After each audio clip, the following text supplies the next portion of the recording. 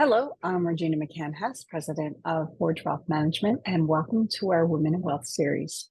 Today, we're going to talk about helping aging relatives, parents, whoever they are, get the care they need at home.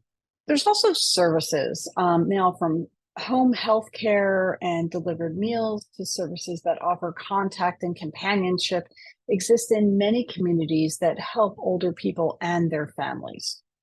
Now let's talk about home health care. Many frail older people can continue to live at home if they get the health care services they need. There's a range of home health services available in many communities, and that includes a registered nurse, like an RN, offers a skilled nursing care, coordinates healthcare services where other doctors, agencies, or individuals are involved. They can also teach individuals how to care for themselves. They can teach family members how they can care for their relative as well. And there's plans of further care based on the individual's changing needs or physical condition, of course.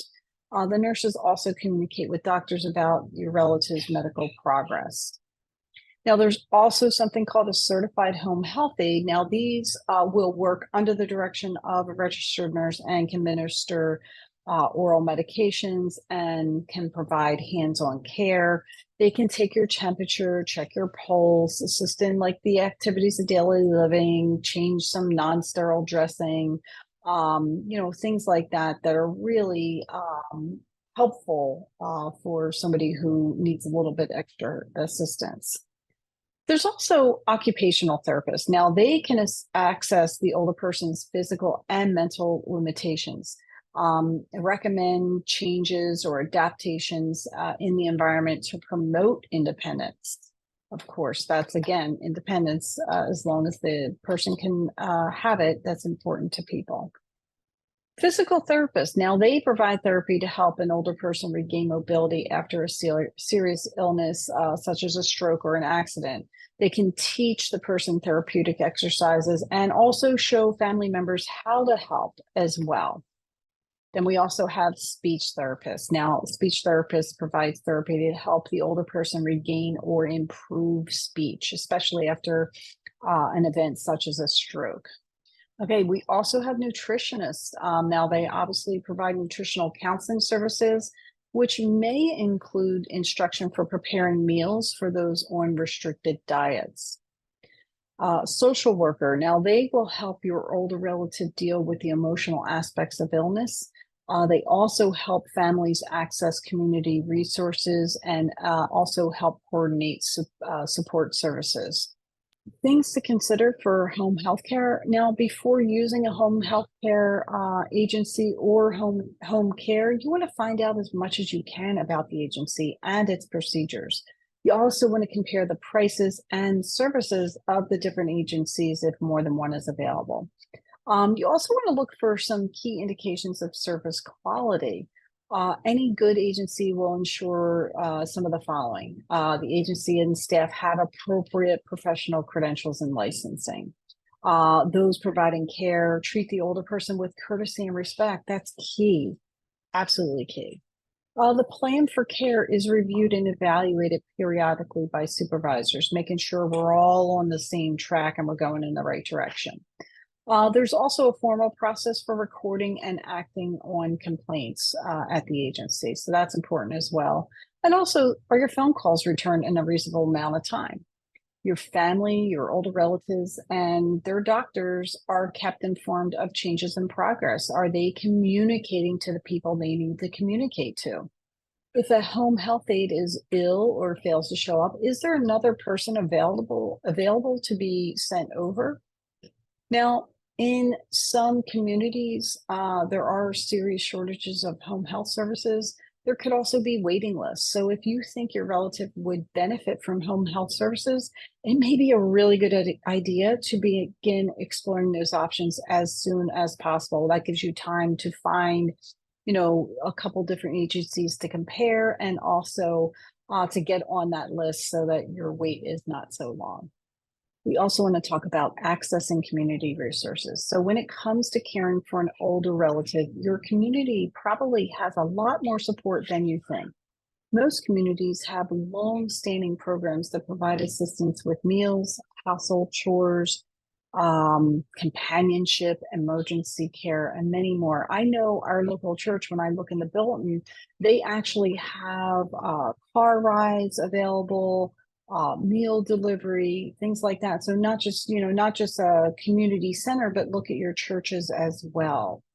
Homemaker and chore services. This is kind of cool. There's these services help with an older person's daily tasks, such as shopping, cleaning, cooking, and other household work. So again, in many communities, government-funded agencies or social service organizations could provide these services at little or no cost. Also, private businesses also supply such services, and some individual homemakers even offer these services. So here are some ways you can find the right service for your relative. First, try contacting Area Agency on Aging. It's AAA, but not the same AAA that you need for your car. The Visiting Nurse Association, Social Services Department of your local hospital. So that's actually a really good idea. Also, be aware that if you decide to obtain homemaker services from a private individual, you may have certain legal responsibilities. For instance, you may be asked to pay Social Security payroll tax and to ensure that anyone you employ is eligible to work in the United States. Companionship services. So if your relatives' activities outside the home are limited, we have to think about isolation, and we don't want that. So if you have companionship services, that may help decrease the isolation. So some services that provide companionship for older people are volunteering companionship services. There's social service organizations sometimes arrange for volunteers just to visit older people at home. A volunteer may be another older person or someone in midlife or a high school or college student who is interested in being a friendly visitor. How about telephone reassurance? These services usually are staffed by volunteers who make phone calls on a daily or weekly basis to homebound older people to offer reassurance, support, and a link with the outside world. Then we have home delivered meals, Meals on Wheels. I've heard about that service from I was like knee high. I've heard about that service, and it's a great service. They deliver meals to older people who are no longer able to prepare meals for themselves, and a hot meal may be delivered daily. So sometimes there's also a frozen meal that could be delivered twice a week. So some programs can accommodate special diets and cultural preferences as well. Not only do the programs assure that your relative is getting needed nutrition, they also offer periodic checks to see that your relative is okay or doing well. It's another touch point, a human touch point during the day for that person.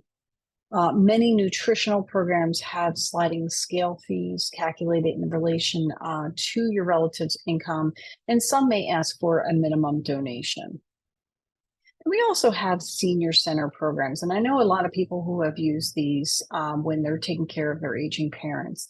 These programs offer an opportunity for older people to enjoy a nutritious meal in group settings. They also have some meal programs that offer transportation or linked to other programs and activities such as health clinics, arts, crafts, films, and fitness activities. And the fees are generally low, and so some programs may only ask for a small donation. Another thing to think about are transportation services.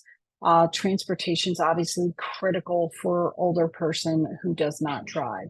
Some communities offer discounted taxi vouchers for seniors. In many places, special transportation services are available to bring older people or people with disabilities to the doctor, to social activities, and sometimes to shopping areas.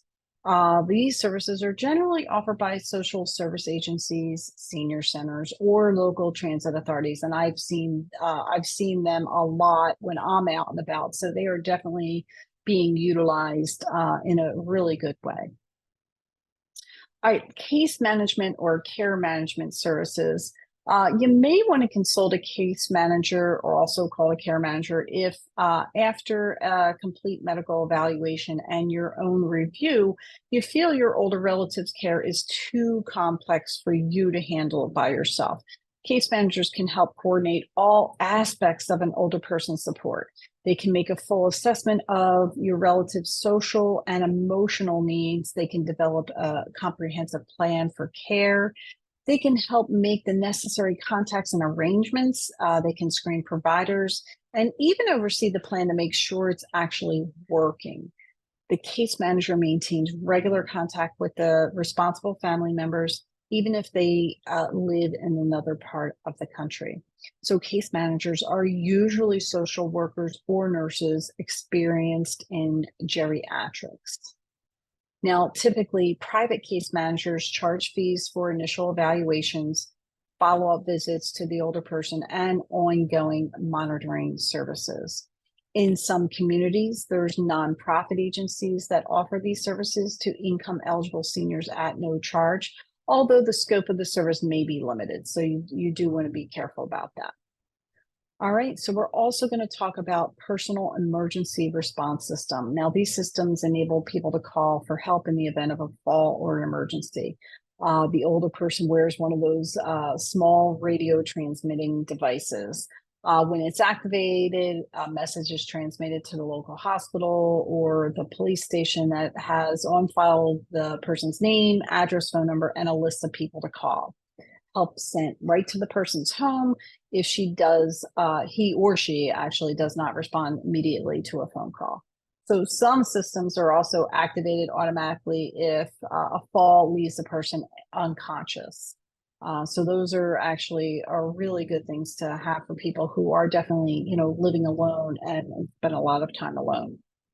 All right, so we have a few key points here to talk about today. An older relative may have many options for assistance that allow him or her to remain in the home. Most communities also provide a range of elder care and support services. You should begin investing them as soon as possible.